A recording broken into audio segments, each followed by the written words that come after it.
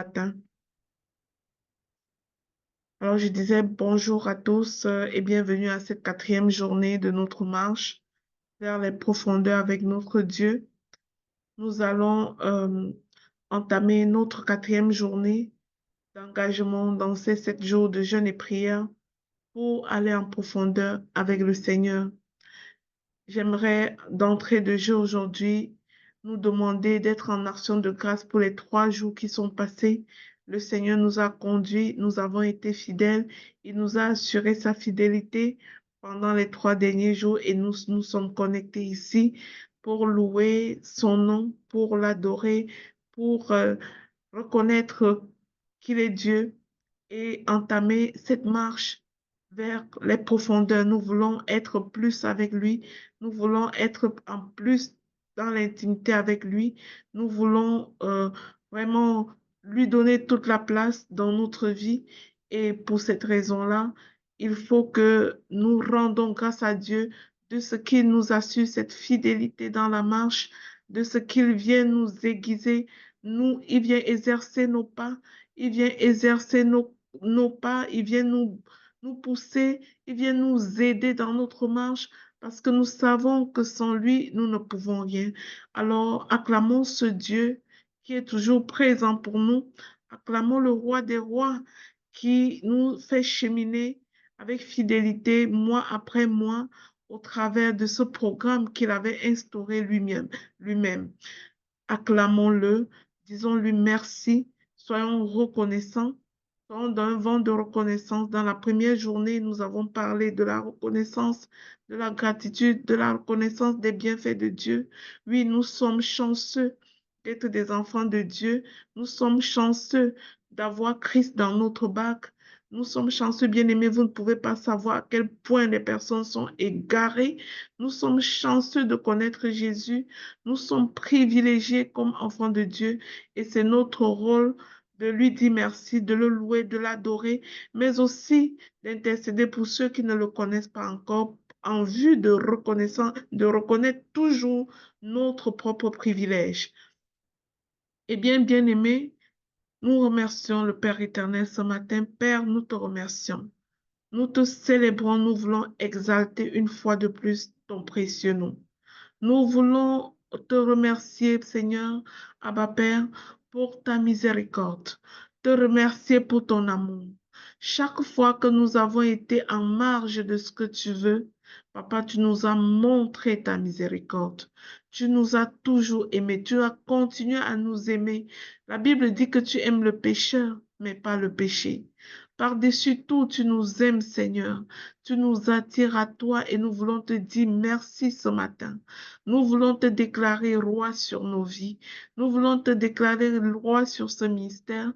Nous voulons te déclarer roi sur chacune de nos familles. Merci mon Dieu, mon roi, pour le Dieu que tu es pour nous. Nous te remercions, Seigneur, pour le fait que tu nous as tellement aimés au point que tu as envoyé le Seigneur Jésus-Christ pour être notre maître, notre guide, notre roi, pour se donner un agneau sacrificiel pour nous.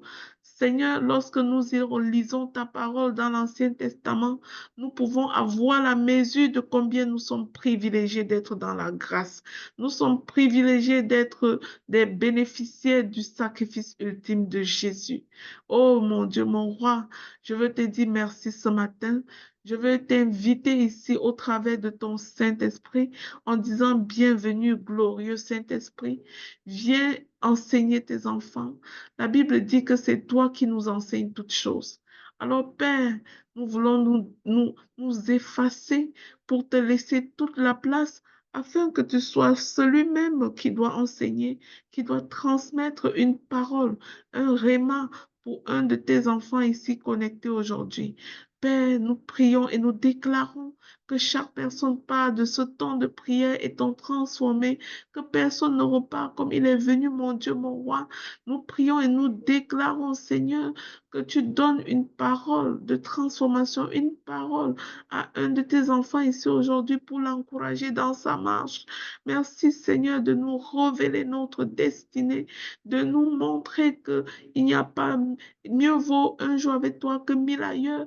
Montre-nous Seigneur qu'il est mieux d'être dans ton œuvre que d'être dans autre chose que ce soit. Donne-nous la capacité de répondre à l'appel qu'il y a sur nos vies.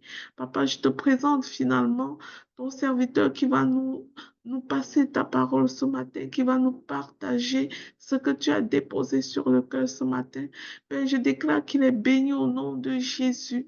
Oh Père, je te demande de descendre sur lui, d'augmenter ton esprit, Seigneur, encore et encore et encore, afin qu'il puisse être rien qu'à ton service et rien qu'à ton service, qu'il soit l'outil, aucune pensée ne vienne de lui, qu'il se laisse utiliser puissamment pour bénir ton peuple. Dans le nom puissant de notre Seigneur Jésus-Christ, j'ai prié. Amen, amen et amen. Merci Jésus. Bien-aimés dans le Seigneur, je vais laisser Cédric nous annoncer la parole de Dieu ce matin.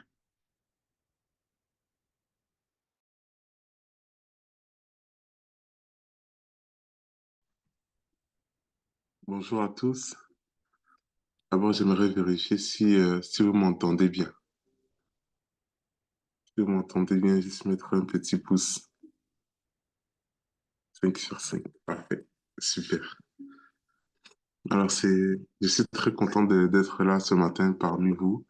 Et c'est un privilège pour moi, encore une fois, de pouvoir ajouter ma voix à toutes les personnes qui ont enseigné jusqu'à présent et qui vont enseigner dans ces 7 jours de prière et de jeûne.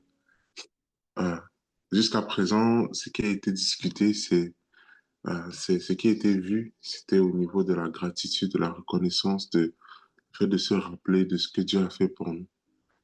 Par la suite, il a été vu là l'importance de lire et de méditer la parole de Dieu.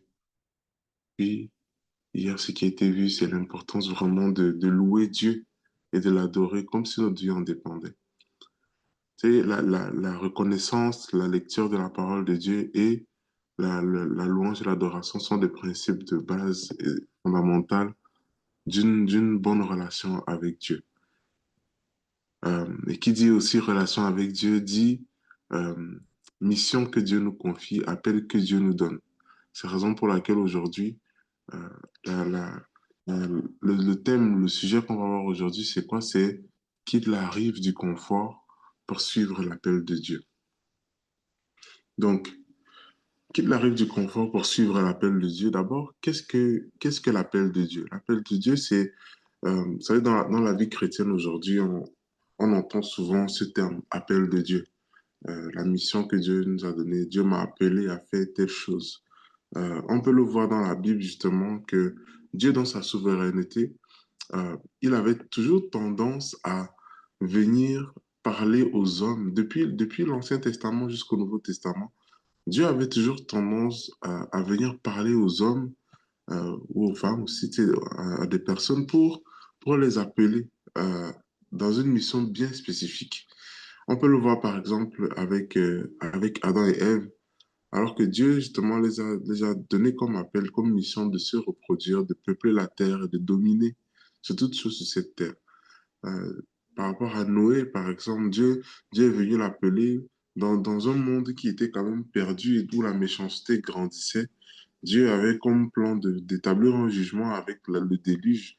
Et Dieu est venu appeler Noé pour une mission bien particulière qui était de construire l'arche en prévision justement de son jugement.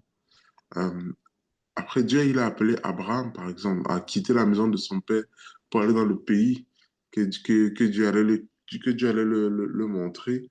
Et Dieu l'appelait par cela justement à être le père même, l'ancêtre de la famille de Dieu en soi. Euh, Par la suite, Dieu, il a appelé Joseph. Dieu a donné à Joseph, par exemple, le fils de Jacob, un rêve. Il a appelé justement à sauver tout le peuple d'Israël, justement, de la famine en Égypte. Dieu a appelé aussi Moïse par la suite, où On peut voir que Dieu l'a appelé dans le désert pour qu'il puisse aller libérer le peuple de Dieu, Israël, de l'esclavage en Égypte. Par la suite, au cours de l'histoire, on peut voir d'autres personnes comme Gédéon, par exemple. Dieu l'a appelé pour être juge sur Israël, pour sauver le peuple de Dieu justement de l'oppression des Madians, des ennemis d'Israël. Par la suite, Dieu l'appelle David, par exemple. Dieu l'a appelé à être un roi, le roi selon son cœur, comparé à Saül. Euh, on peut aussi le voir avec Jésus, tu sais, Dieu qui s'est lui-même fait chair et puis il est venu pour répondre à un appel qui était de sauver l'humanité. Donc, Dieu a appelé tant de personnes au cours de l'histoire. Ça, ce n'est que quelques exemples. Si on pouvait passer au travers de tous les noms, les Esther, les Paul, tous les disciples, les apôtres. C'est-à-dire, il y a plein de personnes que Dieu, il est vraiment venu appeler. Donc, on voit qu'il y a cette tendance-là chez Dieu de pouvoir, donc même malgré sa souveraineté, malgré le fait que d'un claquement de doigts, il peut tout faire, il décide quand même de venir dans la vie des hommes, de s'impliquer et de les appeler. Et justement, l'appel de Dieu, on le remarque au final que ce n'est pas juste pour la gloire de celui qui l'appelle.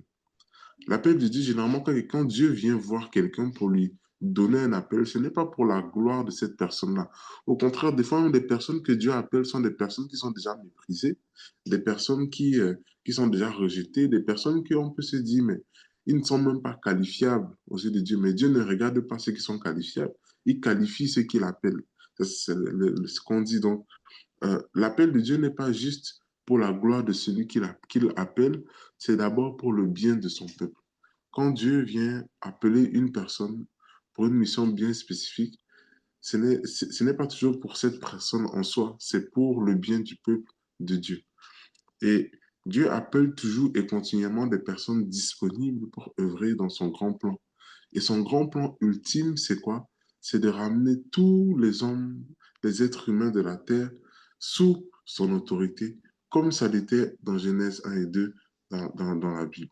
C'est l'objectif de Dieu ultime, c'est après la chute, après l'indépendance de Adam et Ève, de l'être humain, de lui, de Dieu, ben, l'objectif de Dieu depuis lors, c'est de ramener toute l'humanité sous son autorité de nouveau, parce que c'est là qui est notre safe space.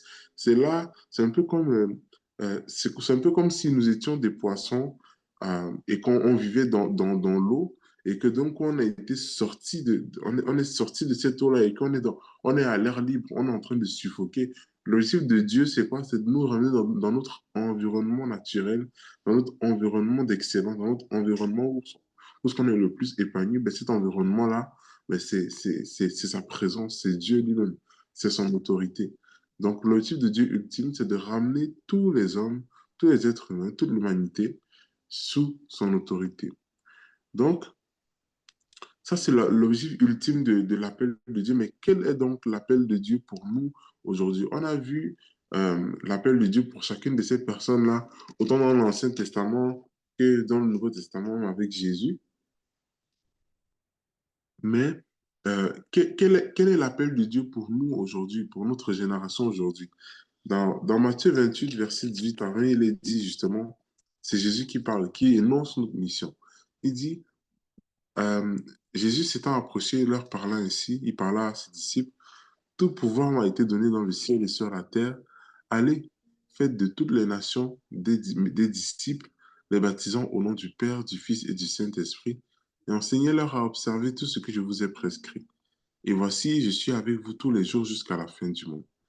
C'est donc là l'appel que Dieu a pour nous. C'est là l'appel que Dieu a pour chacun d'entre nous, c'est d'aller dans toutes les nations, de baptiser les gens, de faire de toutes les nations des disciples, de proclamer la bonne nouvelle du royaume de Dieu. Donc l'appel de Dieu pour chacun d'entre nous, afin que nous puissions contribuer à son grand plan, c'est ça. Dieu nous appelle à aller dans les nations, parler de lui et amener les gens, les êtres humains à être de nouveau réconciliés avec lui. Et si nous agissons de la sorte, ben, nous sommes en train de contribuer à la grande mission de Dieu depuis la chute d'Adam et Ève, qui est justement de ramener toute l'humanité sous son autorité. Et Maintenant, cet appel de Dieu spécifiquement, cette mission ultime de Dieu peut se manifester dans plusieurs domaines de notre vie, dépendamment de nos dons, de nos talents, de nos capacités, des capacités que Dieu a mis en chacun d'entre nous. Je vais donner un exemple, des exemples très simples. Par exemple, Dieu peut t'appeler dans le domaine des finances pour, par exemple, générer beaucoup d'argent et ainsi, avec cela, contribuer dans la mission principale qui est le salut des âmes. Donc, tu pourras t'impliquer financièrement dans les églises, tu pourras utiliser ces ressources que Dieu te donne pour contribuer à la grande mission de Dieu. Dieu peut t'appeler, par exemple, dans l'éducation pour t'utiliser afin de transmettre les valeurs du royaume de Dieu, afin déjà de préparer les cœurs des gens, même sans qu'ils ne le sachent, à recevoir Jésus éventuellement, pour être réconciliés avec Dieu. Dieu peut t'appeler dans le domaine de l'art, des loisirs, pour inspirer les autres par une créativité divine. Dieu peut t'appeler dans la science pour témoigner de la corrélation entre la foi et la science, afin même d'apporter le royaume de Dieu à des personnes qui sont les plus sceptiques, aussi des scientifiques. Dieu peut t'utiliser dans le sport pour utiliser ta visibilité afin de proclamer l'évangile du royaume de Dieu à une multitude, à des personnes, même peut-être que tu ne peux pas t'imaginer que ce message les a touchés par toi. Dieu peut t'appeler dernièrement, tu sais, par la politique, par exemple, afin que tu puisses être utilisé dans les sphères de décision pour les sociétés, pour apporter des valeurs chrétiennes, pour que justement ce soit des valeurs chrétiennes puissent être considérées dans les décisions, dans les lois qui vont être votées, des choses comme ça. Donc, Dieu peut nous utiliser dans différents domaines de la société, mais le tout pour la même mission, le même but, le même appel final. Donc Dieu nous appelle dans différentes sphères, mais pour un but commun qui est d'annoncer l'évangile du royaume et amener les hommes à se réconcilier avec Dieu. Malheureusement, c'est là, tout était beau jusqu'ici, mais malheureusement, il y a un problème. Malheureusement, l'appel de Dieu n'est pas confortable. La paix de Dieu n'est malheureusement pas confortable. Jésus d'ailleurs va nous révéler une particularité de notre mission dans Matthieu 5. Et on va lire ça et puis par la suite, je vais vous expliquer en quoi est-ce que ces éléments-là nous montrent justement que l'appel de Dieu n'est pas confortable. Donc Jésus va nous dire dans Matthieu 5, à partir du verset 13 à 16, il est dit, vous êtes le sel de la terre. Mais si le sel perd sa saveur, avec quoi la lui rendra-t-on? Il ne sert plus qu'à être jeté dehors et foulé aux pieds des hommes. Vous êtes la lumière du monde. Une ville située sur une montagne ne peut être cachée et on n'allume pas une lampe pour la mettre sur le boisseau, mais on la met sur le chandelier et elle éclaire tous ceux qui sont dans la maison. Que votre lumière luise ainsi devant les hommes, afin qu'ils voient vos bonnes œuvres et qu'ils glorifient votre Père qui est dans les cieux. Dans ce passage-là, Jésus nous révèle ici deux caractéristiques, deux particularités de notre mission, deux traits d'identité que nous avons. Il dit premièrement que vous êtes le sel de la terre et par la suite, il dit vous êtes la lumière du monde. Et il donne quelques petites caractéristiques pour chacun d'eux par la suite. J'aimerais qu'on puisse entrer vraiment en profondeur sur ces termes. Des fois, c'est facile de dire je suis la lumière du monde et le sel de la terre, comme Jésus l'a dit. Mais concrètement, qu'est-ce que ça veut dire? Qu'est-ce que ça veut dire? Qu'est-ce que Jésus nous enseigne en utilisant ces particularités-là précisément? Jésus aurait pu dire, au lieu d'être le sel, il aurait pu dire autre chose. Au lieu de dire vous êtes la lumière, il aurait pu dire autre chose. Pourquoi est-ce qu'il a choisi spécifiquement ces deux éléments-là? En quoi est-ce que ces deux éléments-là viennent nous parler par rapport à l'appel qu'il a pour nous? Euh, on va le voir, on va donc passer caractéristique par caractéristique et on va explorer tout cela ensemble. Premièrement, Jésus dira que nous sommes le sel de la terre. Le sel de la terre. Maintenant, le sel, ça a quoi comme fonction? Si on réfléchit, le sel a plusieurs fonctions dans la vie courante. Ça, je parle vraiment de manière basique. Premièrement, le sel a pour fonction d'apporter de la saveur, par exemple, dans les repas. Ça apporte un peu plus de goût. Euh, donc, par le fait justement d'apporter de la saveur, on peut aussi traduire cela par le fait d'être, en étant le sel de la terre et le fait que ben, le sel a pour fonction d'apporter de la saveur, ben, ça nous pousserait peut-être à être, comment est-ce qu'on peut interpréter ça? Ça nous pousserait peut-être à être une marque de distinction dans ce monde. Une marque de distinction dans ce monde qui est devenu fade, en fait, qui est devenu fade et même sans valeur. euh, ça nous pousserait peut-être à être la personne différente de notre entourage, que ce soit au travail, à l'école, dans notre groupe d'amis, la personne vers qui on peut se tourner, la personne qui produit du bon fruit, qui apporte la saveur du royaume de Dieu dans la vie des autres, au point que ces personnes-là même on arrive à dire, hey, j'ai envie de goûter ce royaume, j'ai envie de goûter, c'est la vie que tu as, c'est quoi qui te donne, euh, c'est quoi qui fait que tu te comportes comme ça? C'est quoi qui fait que tu es toujours différent? Qui fait que tu es toujours joyeux? Qui fait que tu apportes toujours une saveur différente dans la vie des gens?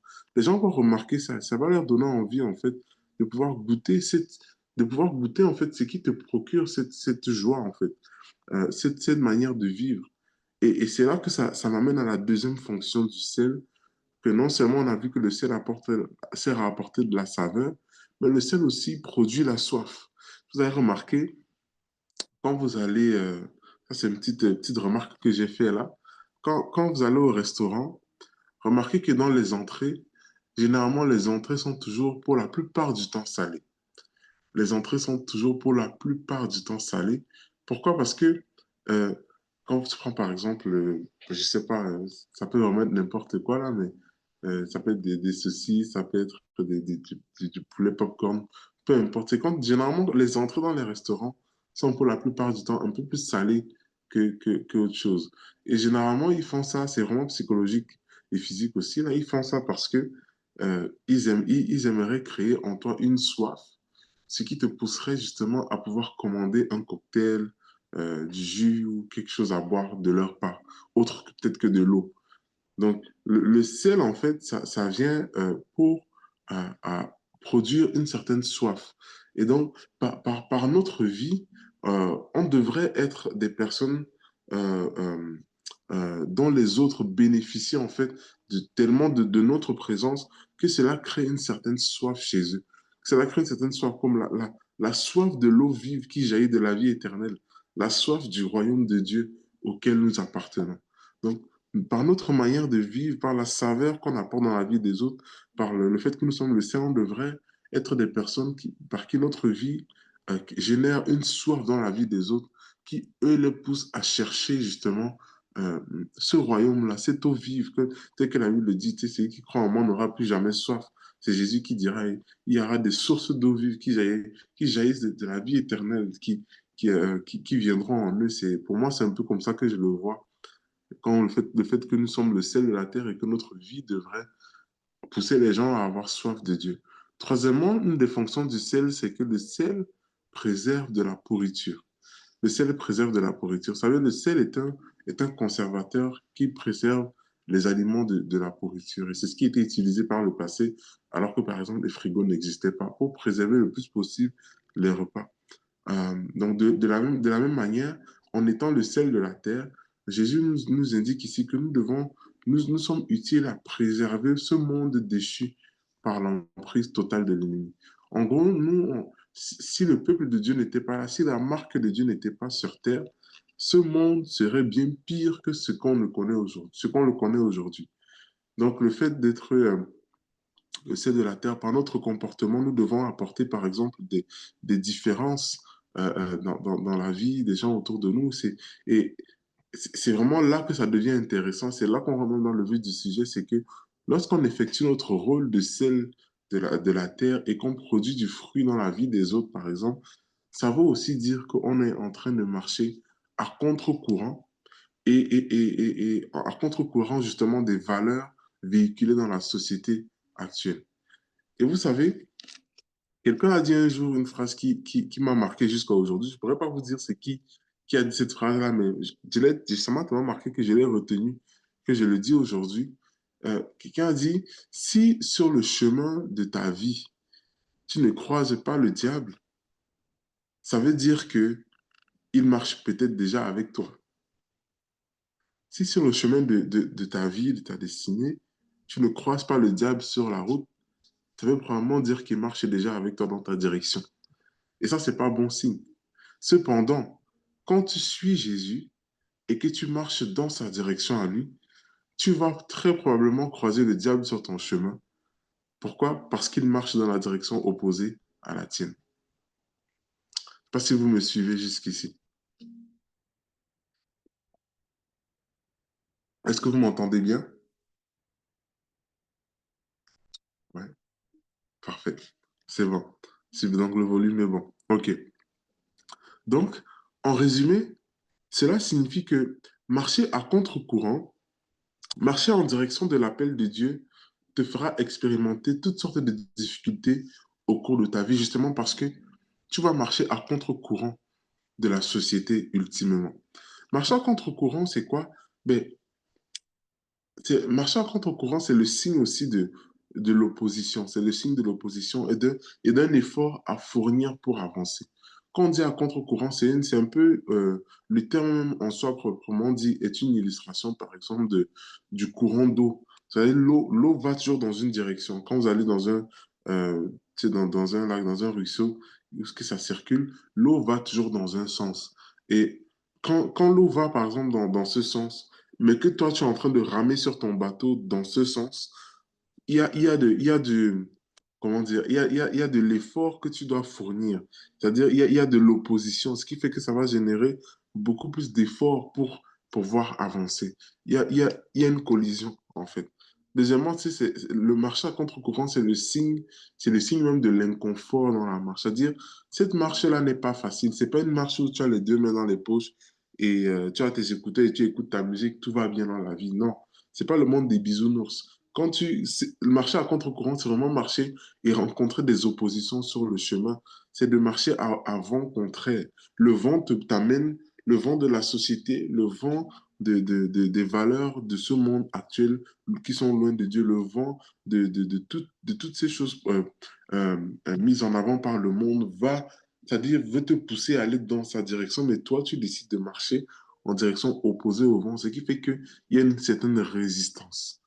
C'est ça qui amène la difficulté de l'inconfort. Marcher à contre-courant amène les bâtons dans les roues.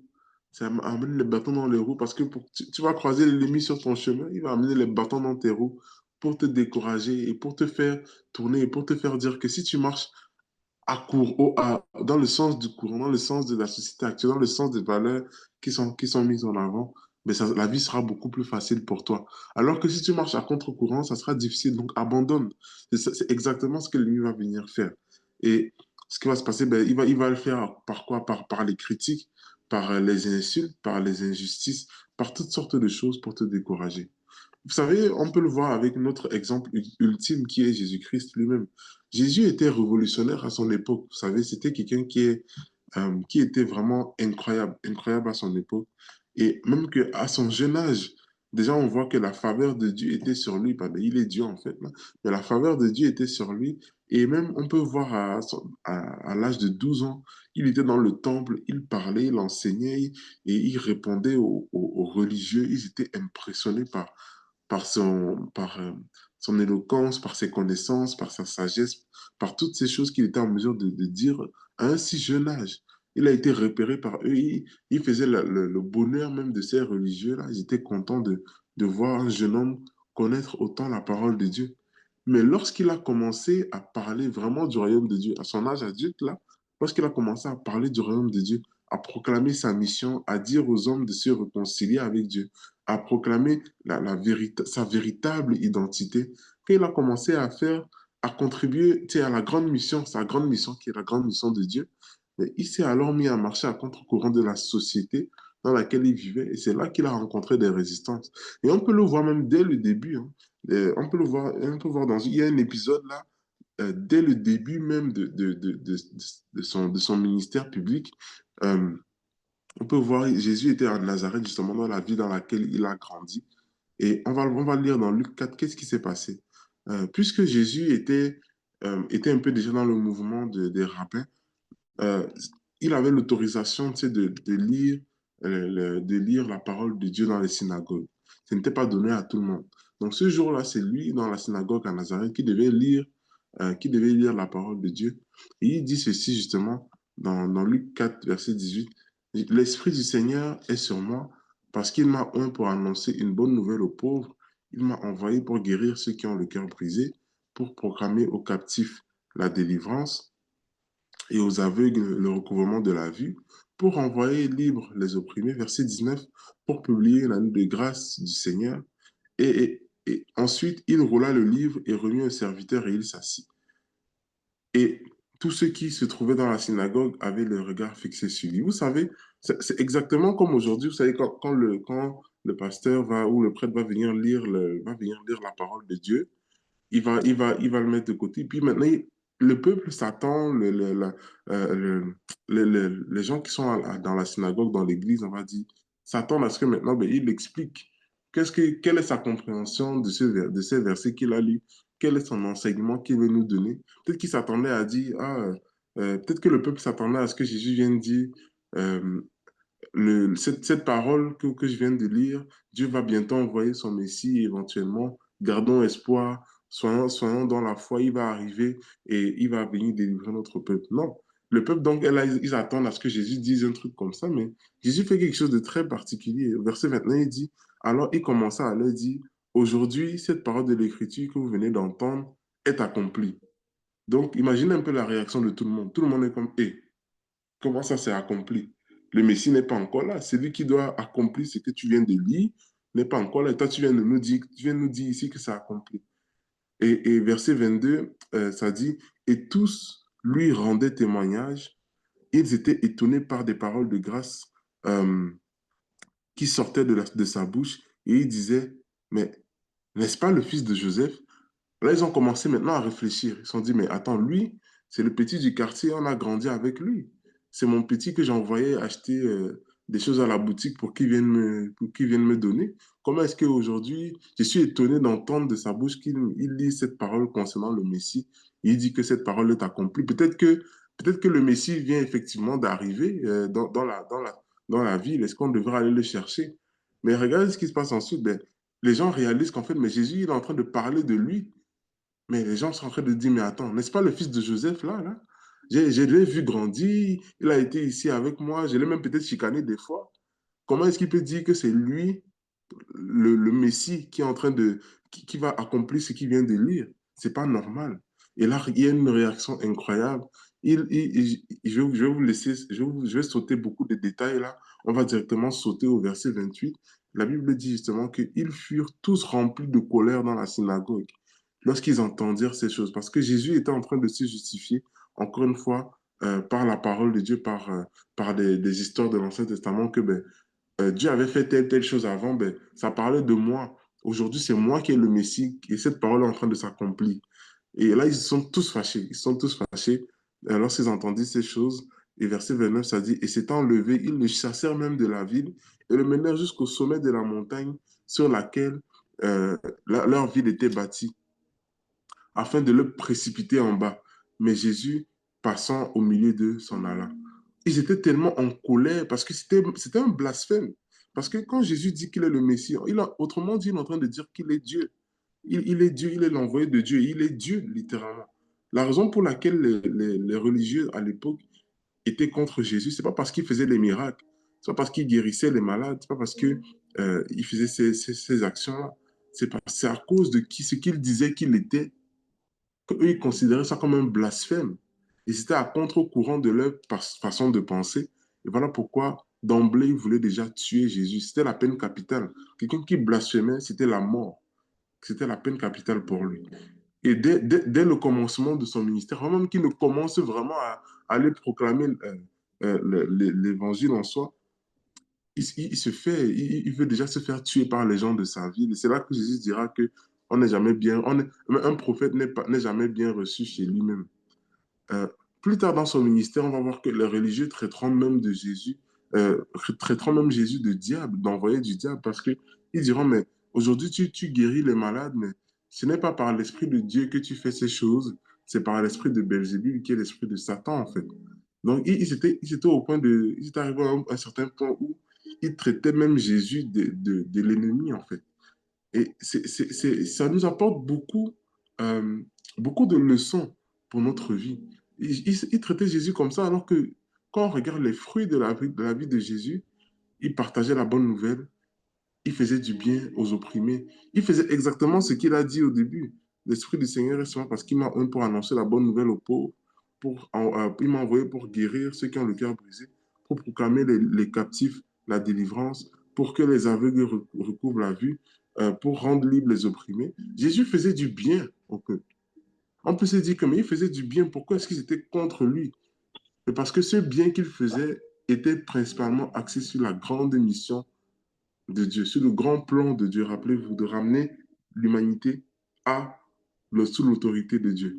Et quand une personne s'engage dans cette œuvre, même si les œuvres que tu fais sont des bonnes œuvres, les gens viendront trouver le diable dedans. Parce que le diable, c'est un menteur.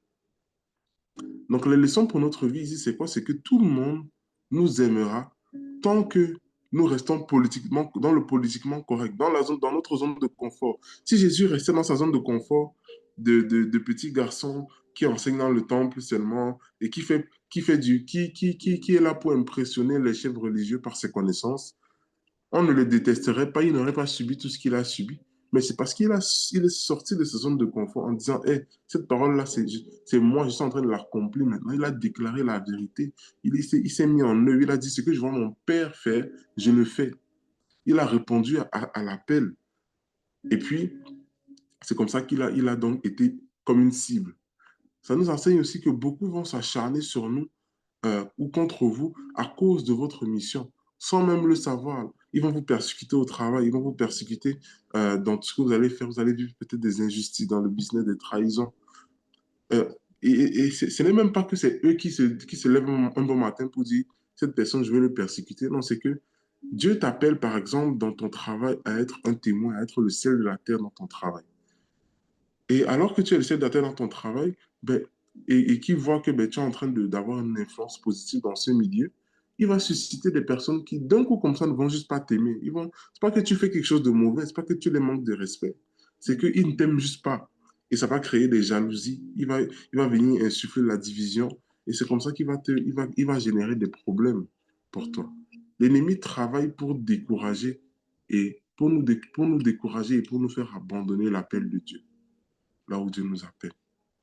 Donc ça, c'est les leçons que nous pouvons tirer de cette première partie, le fait que Jésus dira que nous sommes le sel de la terre. Deuxièmement, il a dit après, deuxième caractéristique, vous êtes la lumière du monde.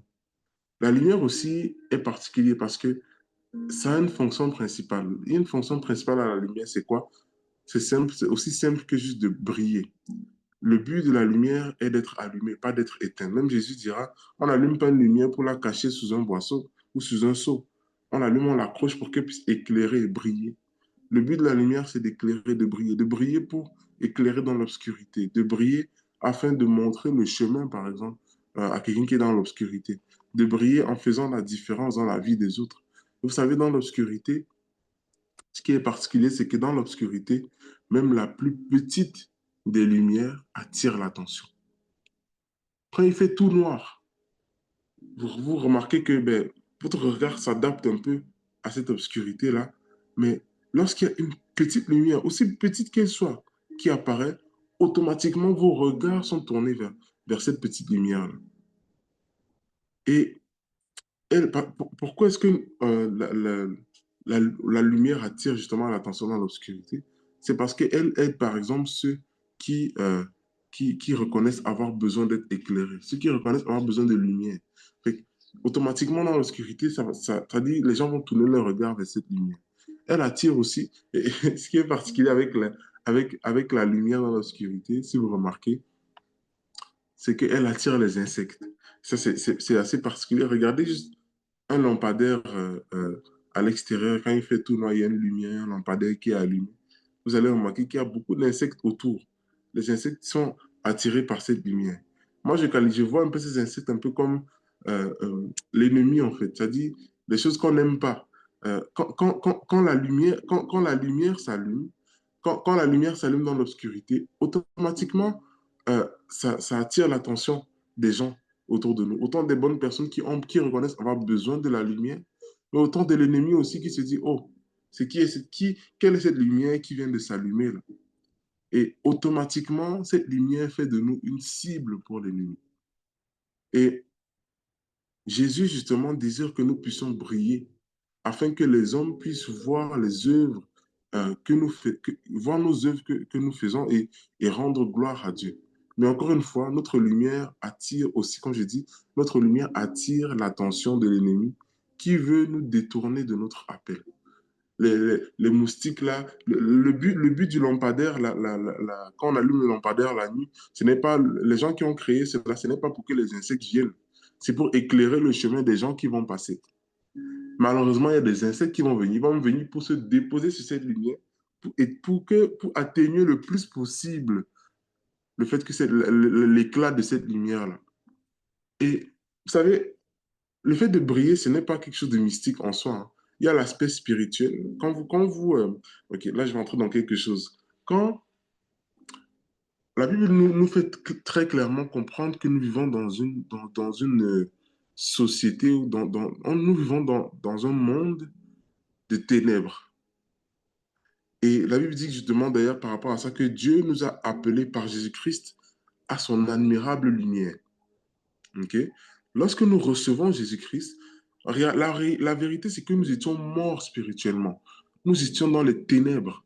Tout était obscur. Dans le monde spirituel, en fait, tout est obscur dans notre vie.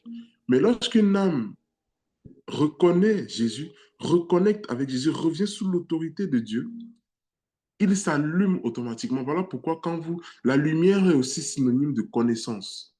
Tandis que les ténèbres est synonyme du manque de connaissance, de l'ignorance. La Bible fait souvent cette dualité, cette dichotomie-là entre la lumière et les ténèbres, le royaume du mal et le royaume de Dieu, la connaissance et l'ignorance. Quand la Bible parle de lumière, la Bible parle aussi de connaissance. Quand la Bible parle de ténèbres, la Bible parle aussi d'ignorance.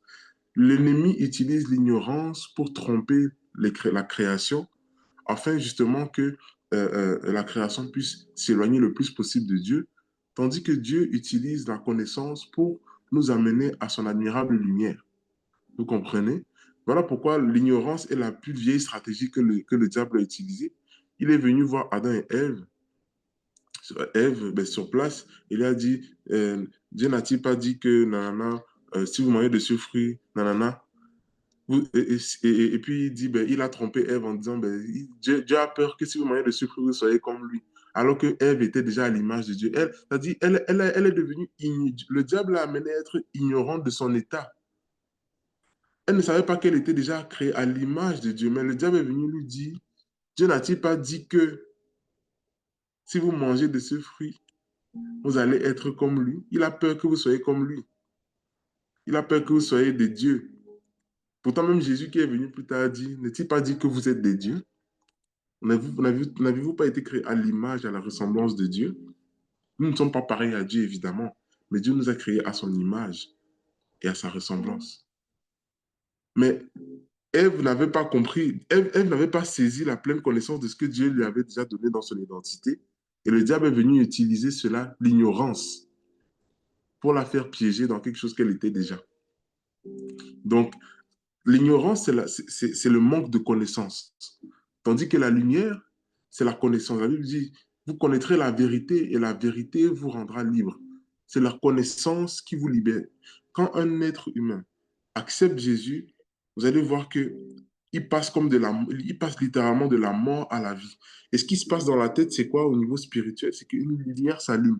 Pourquoi? Parce qu'une âme qui était perdue vient de se rallumer. Une âme qui était dans les ténèbres vient de se rallumer. Et c'est la raison pour laquelle cette personne, par exemple, quand elle va relire la parole de Dieu, avant qu'elle disait la parole de Dieu, elle ne comprenait rien. Tout était du charabia pour elle, ça n'avait aucun sens. Elle lui dit, la croix est une folie. L'évangile, la bonne nouvelle est une folie pour ceux qui périssent. Ça dit, les gens qui n'ont pas l'esprit de Dieu, qui n'ont pas de lui, qui n'ont pas encore allumé cette lumière, ils sont perdus en fait, ils n'ont pas de connaissance. Tandis que quand tu reçois Jésus, l'Esprit de Dieu t'ouvre ton intelligence. La connaissance vient. Quand tu lis la parole, ça fait du sens pour toi. Ça fait du sens pour ta vie. Tu comprends que tout est cohérent de A à Z dans la parole de Dieu. C'est là la lumière. Donc ça, c'était une autre caractéristique de la lumière, mais une autre type de lumière, ça c'était plus spirituel. Maintenant, de manière physique, briller concrètement, c'est briller par nos œuvres, c'est briller par nos talents, par nos dons, par la marque de l'Esprit de Dieu qui est sur nous, qui amène une distinction. Mais malheureusement, ça aussi, ça peut nous attirer des ennuis. On peut le voir avec l'exemple de Joseph. Ça, c'est vraiment un exemple très classique. Euh, Joseph, on va le voir au début de son histoire, il brille par sa tunique. Vous savez, il brille par sa tunique et l'affection de son père. Pourquoi je dis ça? C'est parce que si vous remarquez bien au début de l'histoire de Joseph, le fils de Jacob, euh, la Bible dit que Joseph était particulièrement aimé de son père Jacob au point que son père lui avait même offert une tunique pleine de couleurs. C'est-à-dire, il brillait déjà de bas. C'est-à-dire, et puis ça a suscité la jalousie. Ça a suscité la jalousie de ses frères. Ce qui a eu comme résultat ben, le fait qu'il a été trahi par ses frères et vendu en esclavage. Il brillait par sa tunique, par l'affection qu'il avait de son père. Ça a comme résultat trahison, vendu en esclavage. Par la suite, dans cette étape-là, il a brillé, il a été vendu chez Potiphar. Mais la Bible dit que chez Potiphar, l'Esprit de l'Éternel était sur lui. Et il avait un talent de gestion exceptionnel. Il gérait au point que Potiphar a donné toute la gestion de sa maison, un esclave. Et le fait qu'il brillait comme ça a encore attiré des ennuis. Il brillait par sa beauté, par l'Esprit de Dieu sur lui, par ses talents de gestion. Le résultat, la femme de Potiphar est venue le tenter.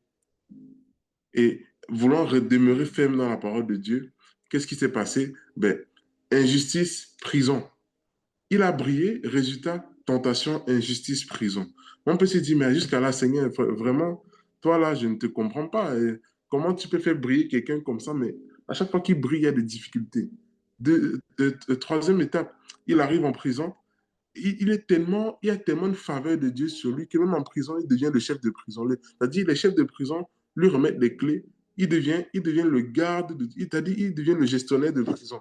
Vous avez déjà vu ça où un prisonnier qui devient gestionnaire de la prison. Parce qu'il y a tellement de faveur sur lui. Et ce qui se passe aussi, non seulement il a continué à développer ce talent de gestion, mais aussi, il développe aussi un don de Dieu qui est l'interprétation des rêves. Il aide même des personnes en prison à interpréter les rêves. Et il libère même ces gens de la prison. Malheureusement, résultat, ces gens-là qui étaient supposés parler de lui au roi pour le libérer l'oublient. Injustice. Il s'est fait oublier, abandon, rejeté. Il brille, résultat, rejet, abandon. Par la suite, par les concours de circonstances, il arrive devant maintenant Potiphar. Il brille devant Pharaon, pas Potiphar, excusez-moi, Pharaon. Il brille devant Pharaon, il interprète le rêve et boum, c'est là que le plan de Dieu se réalise. Mais ça aurait pu arriver depuis le début. Mais pourquoi c'est il brille, conséquence, brille, conséquence, brille, défi. C'est finalement à la fin que ça marche. Vous savez, lorsqu'on brille, on est une cible pour l'ennemi. Mais Dieu utilise les difficultés qu'apporte le diable pour nous bénir et nous permettre de répondre efficacement à l'appel qu'il a pour nous. Écoutez bien ceci. Regardez cette nuance. À chaque fois que Joseph était confortable là où il se trouvait, il fallait que quelque chose arrive pour le sortir de sa zone de confort et l'amener là où Dieu le voulait au final. Ça, c'est exceptionnel. À chaque fois que Joseph était confortable là où il se trouvait, regarde, au début, il était chez son père. Il était le plus aimé de ses frères. Son père l'aimait, c'était l'enfant préféré de son père. Son père faisait tout pour lui, lui donnait une belle tenue et tout. Comparé. Il était confortable là. Et rappelez-vous qu'il avait reçu le rêve de Dieu, hein. Dieu l'avait envoyé jusqu'à deux rêves pour lui parler en avance de son appel. Mais Dieu a vu que Joseph était confortable là où il était. Qu'est-ce qui s'est passé? Il a brillé, mais la jalousie est tombée chez ses frères, trahison. Il arrive chez Potiphar, l'Esprit de Dieu est sur lui, il gère bien les affaires. Il est supposé être esclave, mais c'est lui qui gère les biens de son maître. Boum, il est confortable. Il est confortable, tout va bien, il gère bien. Mais comme il est confortable, non, il faut qu'il sorte de sa zone de confort pour entrer dans le plan de Dieu. Boum, il se passe quelque chose qui le ramène en prison dans un endroit qui est inconfortable. Arrivé en prison, il a encore, c'est-à-dire, tout se passe bien et puis il redevient encore confortable, même en prison. C'est-à-dire au point que les chefs de prison, comme je disais tout à l'heure, lui donnent le contrôle même de la prison. C'est-à-dire un prisonnier qui est chef de prison. Il est confortable même en prison. Et là, c'était une autre étape. Maintenant, bon, comme il a pu traverser toutes ces choses, il est maintenant devenu Premier ministre à la fin de tout le pays. C'est-à-dire, Dieu permet qu'on puisse rencontrer des difficultés, qu'on puisse sortir de notre zone de confort petit à petit pour pour construire un certain caractère en nous, pour développer nos talents. Joseph a développé ses talents de gestion dans l'inconfort. Il a développé ses talents de gestionnaire dans l'inconfort pour que quand il sera dans le confort de l'appel de Dieu plus tard, il puisse être en mesure de bien gérer les ressources du pays pour sauver le pays de la famine. Et ultimement, comme je disais toujours, l'appel de Dieu n'est pas toujours pour notre gloire. L'appel de Dieu, c'est pour le bien de son peuple. Ultimement, Dieu voulait sauver son peuple, donc Israël, Jacob et ses frères de la famine. Et c'est de là qu'est né maintenant le grand peuple de Dieu par la suite en Égypte. Et puis on va le voir, bon, il y a eu l'esclavage après et tout et tout. Puis est venu Moïse encore une fois avec l'appel de Dieu, etc. Donc, vous voyez que chaque étape, il fallait que quand il était déjà rendu confortable, Dieu l'a sorti de là. Quand il était rendu confortable, Dieu l'a sorti de là parce que le confort est synonyme d'une acquisition, d'une certaine compétence là où tu te trouves. Mais ce n'est pas nécessairement là que Dieu t'appelle. Il t'appelle à quelque chose de plus haut. Donc, il va te ressortir encore de ce confort. Mais imaginez-vous un jour, imaginez-vous que euh, euh, comment il s'appelle, Joseph, décidait de dire non, moi je veux quand même rester chez Potiphar. Je m'en fous de ce qui se passe, je veux quand même rester chez Potiphar. Il ne serait pas arrivé, il ne serait pas arrivé à la royauté. Imaginez, il était en prison et il dit, moi, je suis déjà trop confortable ici, je vais finir ma vie ici. Il ne serait pas arrivé à la royauté comme Premier ministre. Mais Dieu, dans sa souveraineté, l'a rendu l'a sorti de sa zone de confort pour le développer jusqu'à ce qu'il puisse arriver dans l'accomplissement de l'appel de Dieu. Et là, il n'est plus sorti. C'est-à-dire, il est arrivé dans l'appel de Dieu et là, le confort, parce que Dieu n'est pas non plus méchant envers nous au point de nous faire à chaque fois souffrir, souffrir, souffrir. Non. Il permet la souffrance pour nous conduire dans son plan. Et une fois qu'on est dans ce plan-là, la bénédiction de l'Éternel ne s'ensuit d'aucun chagrin. Mais ça, c'est à ce moment-là. Pour arriver là, il y a des étapes à suivre. Donc, remarquez qu'à chaque fois que Joseph était confortable là où il se trouvait, il fallait que quelque chose arrive pour le sortir de sa zone de confort et l'amener là où Dieu le voulait au final. Vous savez, c'est quoi le problème aujourd'hui? Le problème, c'est que les chrétiens, nous les chrétiens aujourd'hui, le problème, c'est que nous sommes tous des lumières qui voulons briller entre nous à l'église. Alors que Dieu nous appelle à être des lumières dans le monde qui lui devient de plus en plus obscur aujourd'hui. On a peur de... L'église est devenue notre zone de confort. Je vais briller que à l'église, je vais parler de Jésus que à l'église, je vais servir que à l'église, je vais faire ceci que à l'église, que à l'église, que à l'église. On devient un amas de lumière qui s'auto-brille. Mais notre lumière là-bas à l'église ne sert à rien, ne sert pas à grand-chose. Voilà. Dieu nous appelle aussi dehors. Oui, il y a des gens que Dieu appelle dans l'église, dans le ministère à l'église. Mais rappelez-vous, le ministère, l'église, ce n'est qu'une sphère de la société. Il y a d'autres sphères et il y a des enfants de Dieu qui nous attendent là-bas aussi. Les futurs, Jésus dira, la moisson est grande, mais il y a peu d'ouvriers. Alors, soyons confortables dans cet inconfort, à sortir de notre zone de confort pour être puissamment utilisés par Dieu. Noé l'a fait, Abraham l'a fait. Et vous savez, Noé, quand il construisait l'arche, les gens de sa génération le prenaient pour un fou. Ils l'ont pris pour un fou jusqu'à ce que la pluie a commencé à tomber. Abraham, il a quitté le confort de chez son père, il est parti d'un pays que Dieu, il n'est même jamais arrivé là, mais c'est sa descendance qui est arrivée. C'est sa descendance en soi qui a vraiment manifesté l'appel de Dieu dans Canaan. Moïse l'a fait aussi en revenant en Égypte, en sortant de sa zone de confort, parce que rappelez-vous, Moïse avait tué quelqu'un en Égypte. Hein. Il avait tué un garde qui frappait un Israélite. Il avait tué un Égyptien, et ça c'est capital. Il avait tué et puis il a fui. 40 ans plus tard, Dieu l'appelle. Dieu lui dit, retourne en Égypte. Il aurait pu dire à Dieu, ah, là où tu me dis de partir, là, j'ai tué quelqu'un, je suis recherché là-bas. Mais Dieu a dit, je serai avec toi. Il a dû repartir, sortir de sa zone de confort. Jésus l'a fait. Les disciples l'ont fait. Maintenant, c'est à notre tour de contribuer au grand plan de Dieu avec les capacités, les dons, les talents qu'il nous a confiés. Donc, nous ne devons pas avoir peur de souffrir. 1 Pierre 4, verset 12 à 19 nous dit, et je termine avec ça, bien-aimés, ne soyez pas surpris comme d'une chose étrange qui vous arrive de la fournaise qui est au milieu de vous pour vous éprouver. Réjouissez-vous, au contraire, de la part que vous avez aux souffrances de Christ, afin que vous soyez aussi dans la joie et dans l'allégresse lorsque sa gloire apparaîtra. Si vous êtes outragé pour le nom de Christ, vous êtes heureux parce que l'Esprit de gloire, l'Esprit de Dieu repose sur vous. Que nul de vous, en effet, ne souffre comme meurtrier ou voleur ou malfaiteur ou comme s'ingérant dans les affaires d'autrui. En gros, Pierre est en train de nous dire ici que les souffrances que vous avez ne soient pas à cause de vous, à cause d'un mal que vous avez commis. Au contraire, mais si quelqu'un souffre comme chrétien, souffre parce que tu as fait ce qui est bien, souffre parce que tu as suivi Jésus-Christ, qu'il n'en ait pas honte et que plutôt il glorifie Dieu pour ce nom. Car c'est le moment où le jugement va commencer par la maison de Dieu. Or, si c'est par nous qu'il commence, quelle sera la fin de ceux qui n'obéissent pas à l'évangile de Dieu, à la bonne nouvelle? Et si le juste ne se sauve avec, si le juste se sauve avec peine, que deviendront l'impie et le pécheur? Verset 19, dernier verset. Ainsi que ceux qui souffrent selon la volonté de Dieu remettent leur âme au fidèle Créateur en faisant ce qui est bien. Et je pourrais me rajouter un autre verset de Pierre qui dira plus tard,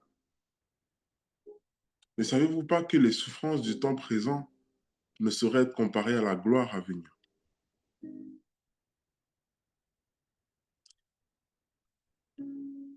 En tant qu'enfant de Dieu, répondre à l'appel de Dieu ultime, qui est de contribuer à sa mission de ramener l'humanité sous son autorité,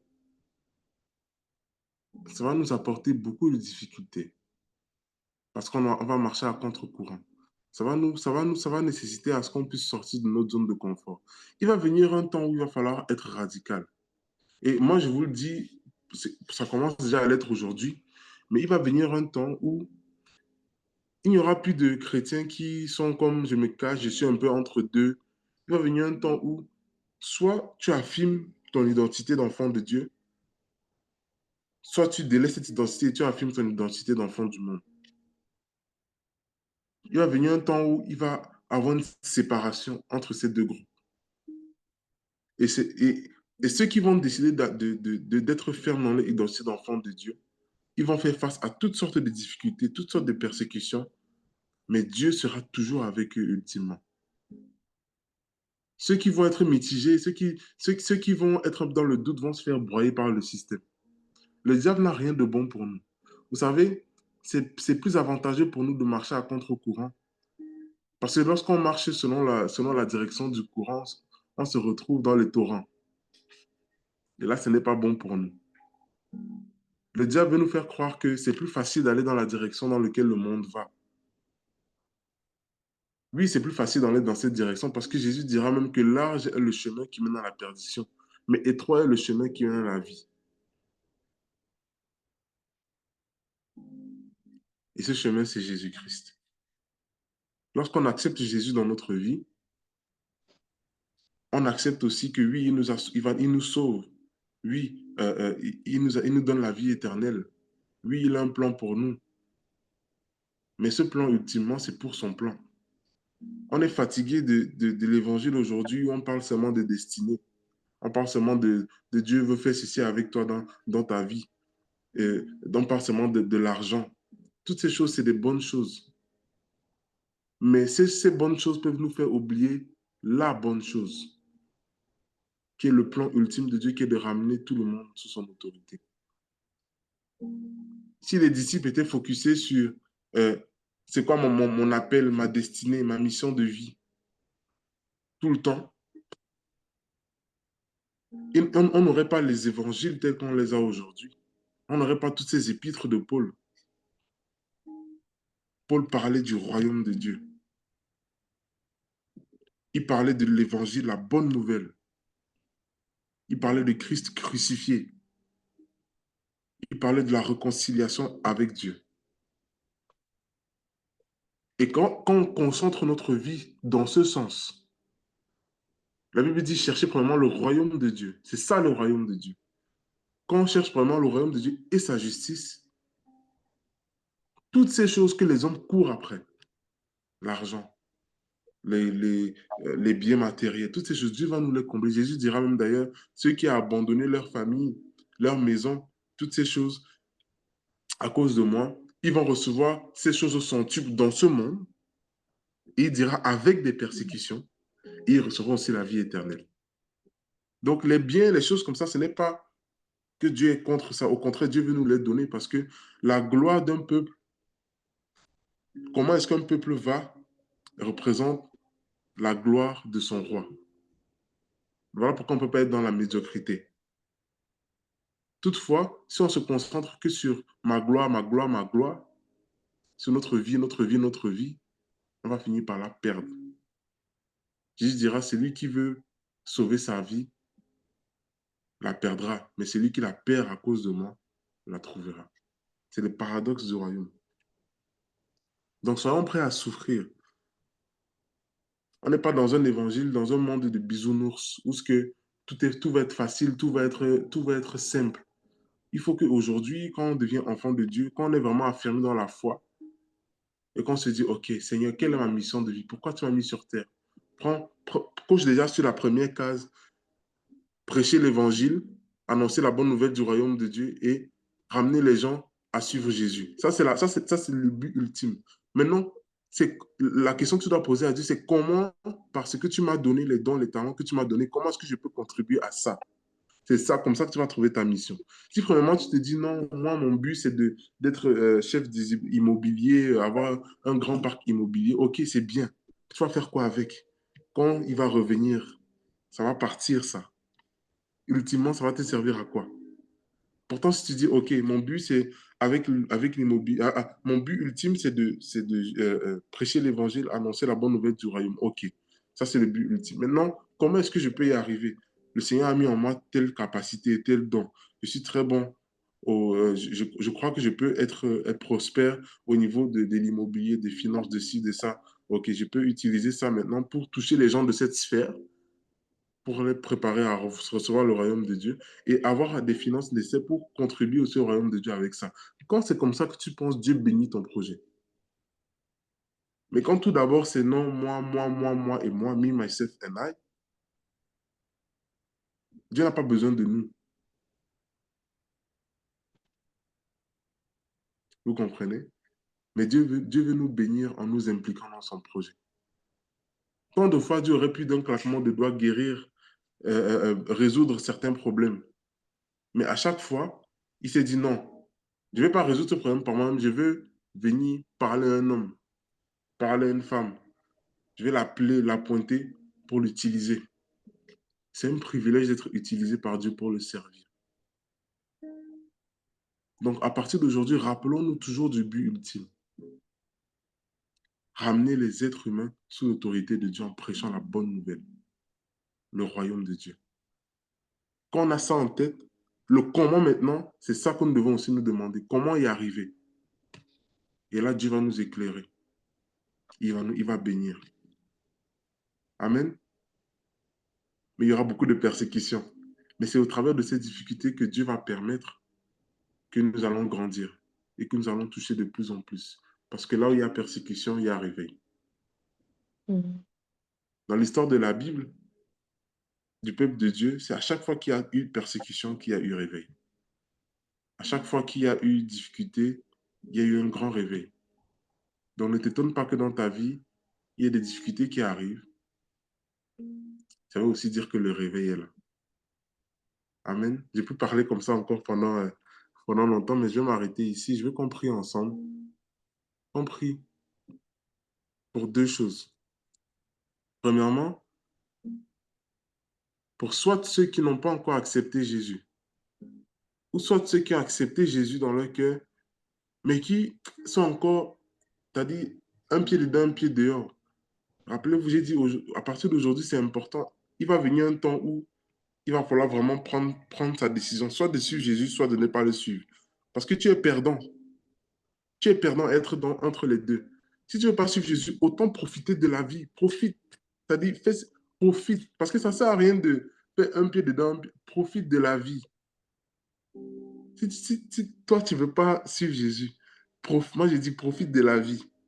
Va en boîte, fais ce que tu veux. Fais vraiment ce que tu veux. C'est ta décision. Si tu suis Jésus, sois carré. Profite de la vie en Jésus, avec beaucoup de persécutions. Mais si tu te trouves un pied dedans, un pied dehors, c'est toi qui es le perdant. Tu es vraiment perdant parce que, ultimement, Jésus a dit, je vomirai, c'est-à-dire, je te vomirai de ma bouche, tu es tiède. Non seulement tu t'abstiens un peu des choses du monde, tu prends un peu des choses de Dieu, tu es comme entre deux, tu penses que tu trompes Dieu. Autant profite de la vie. Profite de la vie. Quand tu vas arriver devant Dieu, fais juste profiter de la vie. Ou sinon, décide-toi. Soit je marche avec Dieu, je marche avec Dieu dès aujourd'hui parce que c'est là que se trouve la véritable vie. La véritable vie est en Christ. La vie, c'est le risque. La vie est un risque. Comme dira mon frère, choisis ton risque. Si tu choisis de vivre dans le monde à fond, ça vient avec ses conséquences. Si tu choisis de vivre avec Dieu à fond, ça vient aussi avec ses conséquences, mais des meilleures conséquences. Des difficultés, oui, mais un bonheur exceptionnel parce que quand le royaume viendra, des fois je reste comme ça, je m'imagine quand le royaume de Dieu va venir, notre espérance va être concrétisée, ça va être exceptionnel. On ne s'en rend même pas compte. Ça sera exceptionnel. Exceptionnel. Alors, que vaut 80 ans de ma vie face à mon éternité? C'est dur, hein? C'est très dur. Mais c'est pour ça que nous comptons sur la grâce de Dieu.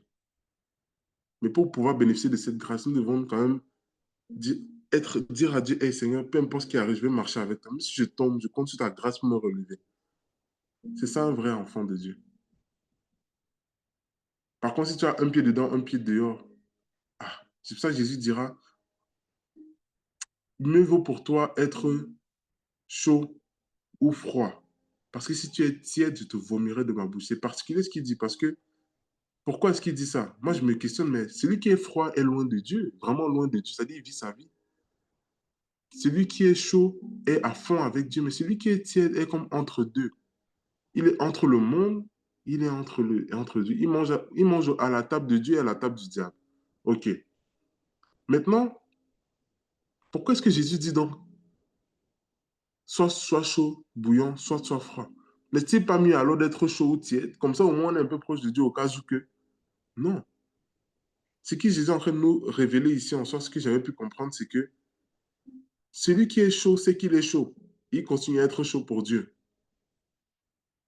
Celui qui est froid sait pertinemment qu'il est froid. Il est conscient de son état et peut voir les conséquences de ça et se dire, OK, je vais retourner vers Dieu. Parce que ma vie ne peut pas continuer comme ça. Mais celui qui est tiède, il pense qu'il est chaud parce qu'il se compare à ceux qui sont froids. Il ne réalise pas son état. Et il se dit que tout va bien aller. Lui, il est encore plus en danger que celui qui est froid. C'est ça que Jésus dit, soit chaud, soit froid. Celui qui est froid est conscient de son état et Dieu peut faire qu'il change parce qu'il réalise où il se trouve. Mais celui qui est tiède là, il pense qu'il est chaud parce qu'il se compare à ceux qui sont froids. J'espère que vous me suivez. C'est pour ça que je dis, si tu n'es pas sûr de vouloir marcher avec Jésus aujourd'hui, pas profiter de la vie. Si pour toi, tu ne veux pas, c'est-à-dire pour toi, l'affaire de Jésus, là, c'est juste un pied dedans, un pied dehors, je vais à l'église le dimanche, le reste de la semaine, je l'oublie, je vis ma vie. Autant vis ta vie, vis là à fond, jusqu'à fond. C'est mieux. Bon, je vais m'arrêter ici. On va prier pour renouveler notre engagement envers Dieu de le suivre, peu importe les difficultés. Et si quelqu'un aujourd'hui n'a pas encore donné sa vie à Jésus-Christ, je t'invite vraiment à le faire. Et on peut le faire ensemble. Est-ce que quelqu'un qui n'a pas encore donné sa vie à Jésus-Christ, si tu peux lever la main, on va faire la prière ensemble, très sincèrement.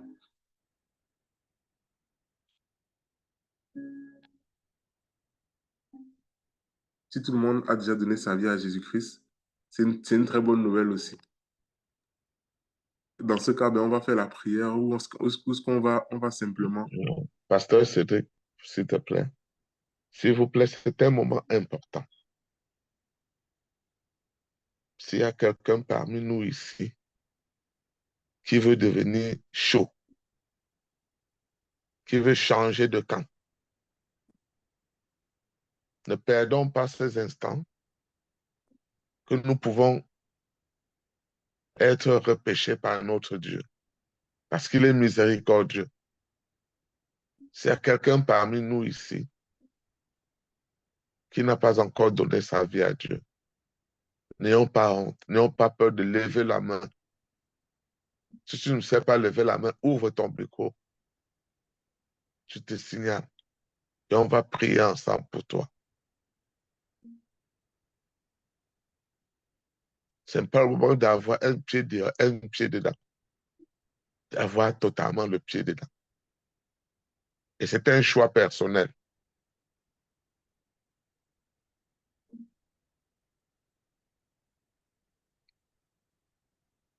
Mais comme il a dit, si nous avons tous donné notre vie à Dieu, c'est bon. Mais on ne sait jamais. Ne manquons pas de saisir la perche. Je te remets le micro. Ça, c'est tout.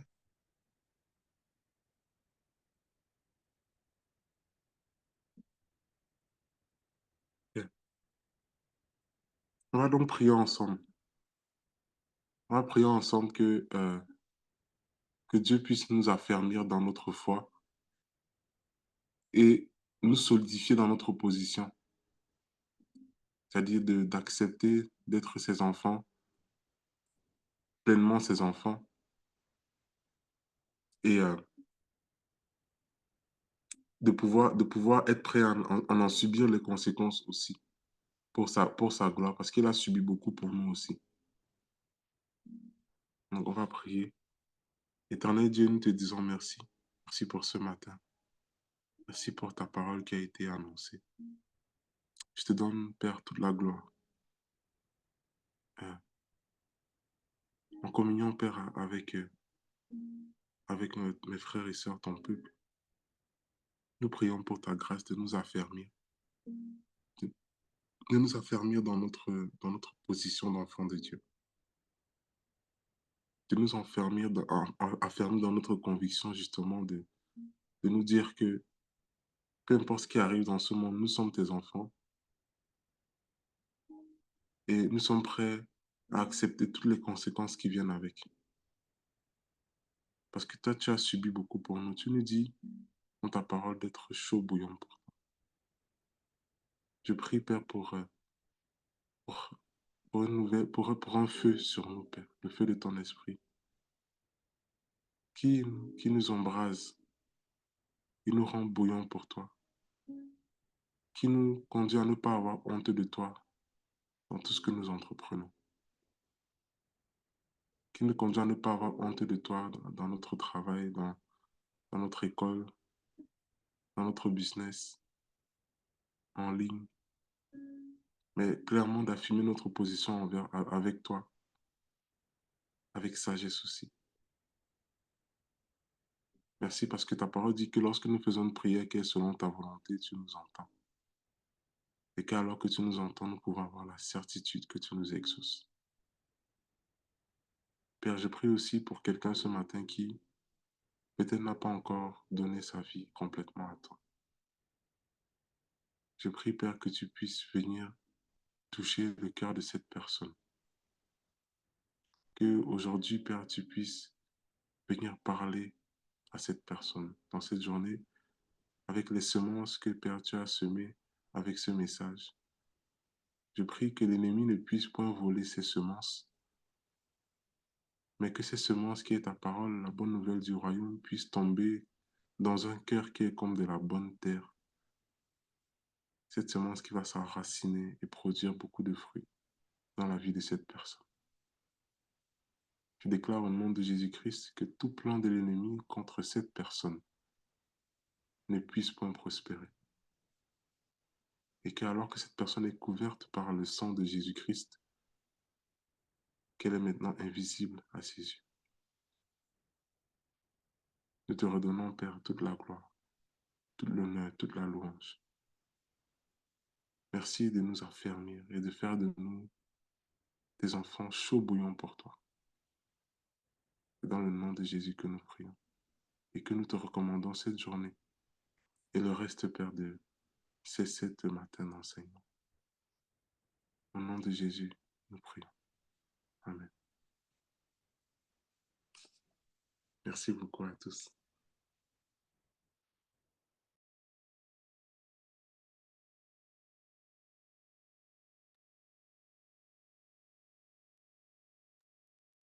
Amen, amen, amen. Sois abondamment béni, pasteur, pour ce puissant enseignement qui vient nous révéler encore que nous avons tout à gagner en marchant avec Christ, en marchant avec Jésus dans la victoire. Nous allons chanter sa puissance dans nos vies pour tout ce qu'il a fait pendant le moment de combat, pendant le moment de faiblesse, de détresse. Il nous montre que nous sommes plus que victorieux. Jésus, tu es puissant. Le vainqueur de la temps.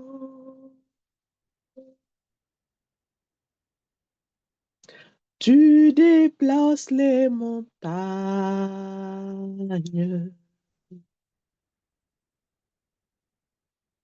Jésus, tu es puissant. Jésus, tu es puissant. Le vainqueur de la temps. Tu déplaces les montagnes.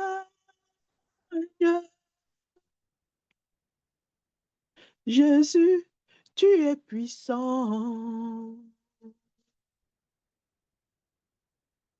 Nous triomphons dans le nom de Jésus. Nous avons la victoire dans le nom de Jésus. Le Christ sur le trône, nous le déclarons. Jésus, tu es puissant. Jésus, tu es puissant. Le vainqueur de la terre. Tu déplaces les montagnes.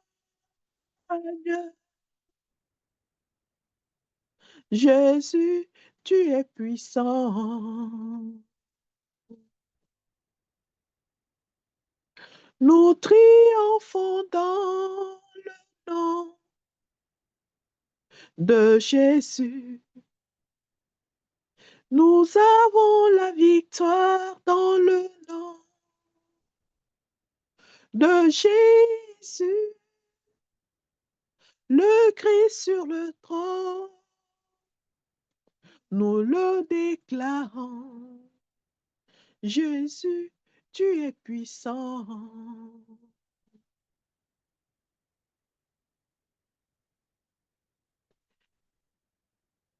Jésus, tu es puissant. Tu es omnipotent God dans nos vies. Tu déplaces les montagnes.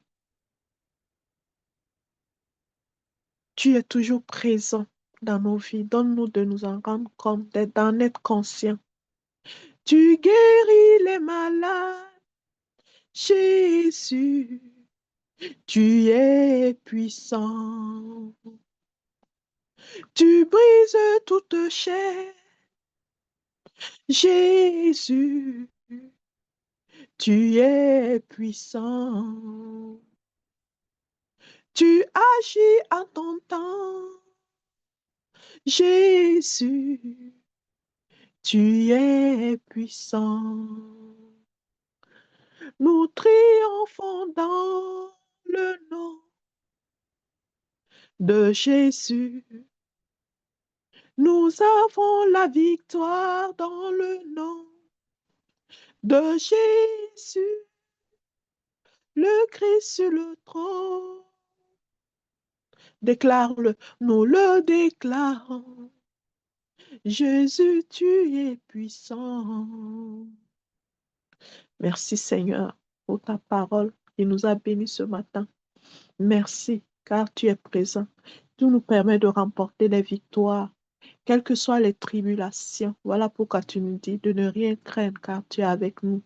De ne promener aucun regard inquiet car tu es avec nous. Car tu nous fortifies, Père. Tu viens à notre secours et tu nous donnes, Seigneur, la victoire. Merci, merci. Au nom puissant de Jésus, tu as élevé la voix. Amen, amen. Je remets le micro. Soyez abondamment bénis. Amen. Merci beaucoup, maman Épiphanie, pour cette louange. Merci à toi, Pasteur Cédric, pour la parole partagée. Le Saint-Esprit nous a attiré notre attention et nous a dit de choisir notre camp, en fait, et que les mains de Dieu sont, ou les bras de Dieu sont ouverts pour nous accueillir et que la vraie vie, c'est en Jésus. Que quelqu'un dise, la vraie vie, c'est en Jésus. Alors, ça, c'est notre mot ce matin qu'on part avec. La vraie vie, c'est en Jésus. C'est le meilleur choix à faire dans notre vie. Gloire à Dieu. Et ceci clôture le temps de partage de ce matin. Et avant de quitter, je vais juste donner l'opportunité à quelqu'un qui aurait voulu parler, de lever la main et de dire ce qu'il a dit. Sinon, que ça va être la fin pour ce jour.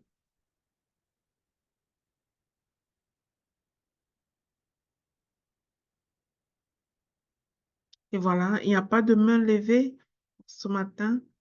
Déclarons donc que Jésus est le meilleur choix à faire.